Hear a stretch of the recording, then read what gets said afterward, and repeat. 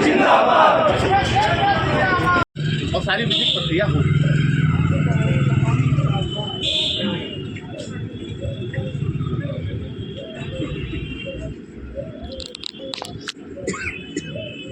जो कि आदर्श आचार संहिता प्रयुक्त है और ऐसे प्रकरण में कुछ कहना और धरना प्रदर्शन या इसका हड़ताल या आज प्रतिबंधित है बिना अनुमति के। इसलिए आप सब प्रबुद्धजन है, सब शिक्षक हैं, सब हमारे गुरु हैं, हमें कुछ आपको बताने की आवश्यकता नहीं है। आप सब लोग प्रबुद्धजन। हम लोग भी कुछ सोच समझ के बैठे, समय आगा तो बताएंगे, अभी नहीं। हाँ बताएं।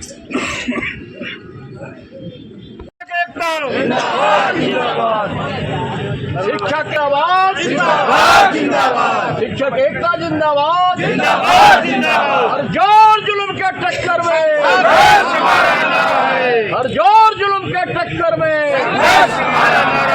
की हत्या हुई है जिसके विरोध में आज धरना प्रदर्शन चल रहा है, क्या कर रहा है जिला प्रशासन सर? देखिए, घटना दुखद है और जिन्होंने यहाँ पे जो घटना हुई थी पुलिस हिरासत में है, तो परिवार वाले अभी पहुँच रहे हैं। हम लोग परिवार के साथ भी टच में हैं और उनकी यहाँ सस्पेंशन हो गई है, विभागीय कार्रवाई भी शुरू हो गई है। जब परिवार वहाँ जाके तहरीर देंगे उसके बाद उसमें FIR दर्ज होगी। कि परिवार वालों ने खुद रिक्वेस्ट किया था कि हम लोगों के आने के बाद कार्रवाई इसमें शुरू करेंगे। मैं लगातार टच में हूँ DM मुजफ्फरनगर के साथ और अपर मुख्य सचिव सबके साथ हम लोग टच में हैं और इसमें जो भी कानूनी कार्रवाई होगी वो पूरा की जाएगी।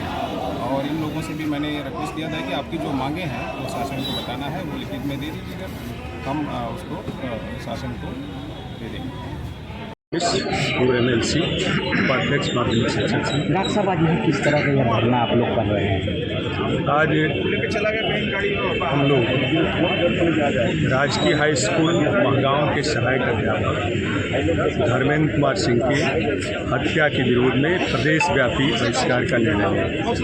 पूरे प्रदेश में आज बहिष्कार है और सरकार को हम लोग एक चेतावनी देना चाहते हैं कि सरकार अपनी व्यवस्था में बदलाव करे। एक अध्यापक जो विद्यालय का सबसे कमज़ोर होगा, जो सबसे आज्ञाकारी होगा, उसी अध्यापक को ट्रक के साथ लगा दिया जाता है। पेपर आता है तो उसके बैन में आता है। उसी प्रकार की व्यवस्था सरकार बंडल को भी भेजने में करे।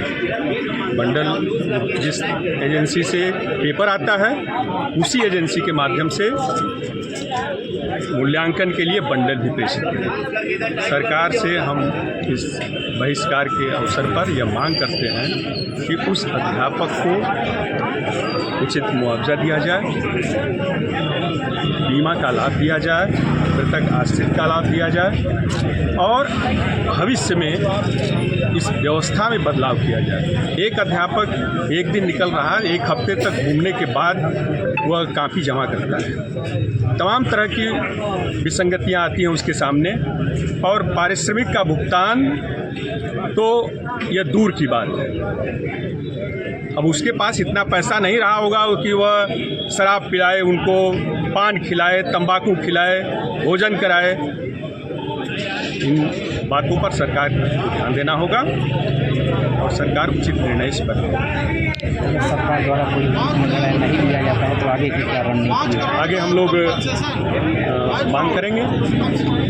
आज हमारे राजकीय शिक्षक साथी हैं, माध्यमिक के हैं, ये मांग हो रही है कि उस अध्यापक को 5 करोड़ की राशि दी जाए मुआवजे के रूप में, उसके आश्रित को नौकरी दी जाए।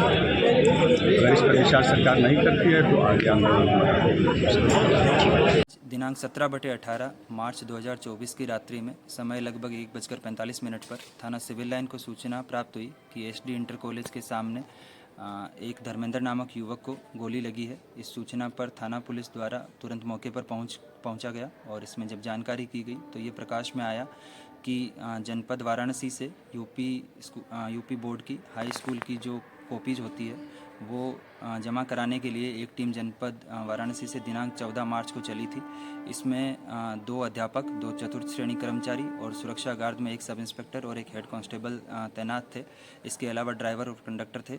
ये लोग अलग अलग जनपदों में कॉपियां वितरित करते हुए आज देर शाम जनपद मुजफ्फरनगर पहुंचे थे और यहाँ पर एसडी इंटर कॉलेज में इनको कॉपी जमा करानी थी। यहाँ पे एसडी इंटर कॉलेज का गेट बंद होने की वजह से ये सभी लोग अपनी गाड़ी बाहर खड़ी करके और विश्राम कर रहे थे। इसमें शामिल एक हेड कांस्टेबल चंद्र प्रकाश द्वारा जो धर्मेंद्र नामक व्यक्ति है, ये इनके साथ सो रहे थे और इनको ये बार बार सोने से परेशान किया जा रहा था और ये बार बार तंबाकू भी मांग रहा था। साथ में जो लोग हैं उन्होंने ये बताया है कि ये शराब के नशे में भी था।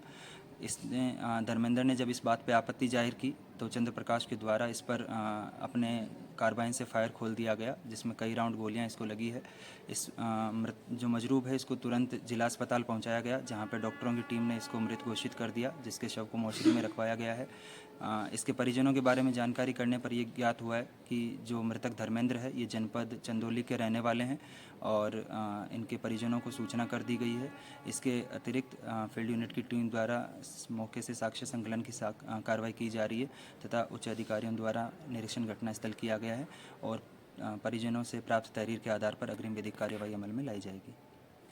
क्या मामला है यहाँ पे धरना क्यों दे रहा है? इस तरह से हमेशा जितने हमारे अध्यापक हैं ये प्रदेश की सरकार और प्रशासन उत्पीड़न करने का काम है, क्योंकि जिस एजेंसी से आप अगर आप जिस एजेंसी से पेपर मंगाने का काम करते हैं उसी एजेंसी के माध्यम से कॉपी अगर बंटवाने का काम कर दिए होते शायद ये घटना न घटी होती। और जिस तरह से उसको ट्रक में जाकर अपने समझिए हक और हुकूक की लड़ाई ट्रक पे जा रहा था और उसके साथ इस तरह की दुर्घटना घट गई और लगातार 3 साल से हो जा रहा था। ऐसे लोगों के बारे में सरकार को सोचना पड़ेगा, हमें अपने हक और हुकूक की लड़ाई लड़नी पड़ेगी और उसके लिए सड़क से सदन तक संघर्ष करने का होना चाहिए। आज क्या मांग करते हैं इस धरने के माध्यम से सरकार से? धरने के माध्यम से स्वर्गीय धर्मेंद्र के परिवार को 5 करोड़ रुपए मुआवजा और साथ ही साथ 5 करोड़ रुपए मुआवजा, उसकी सरकारी नौकरी और जिसके जितने गए उसको दिए जाए।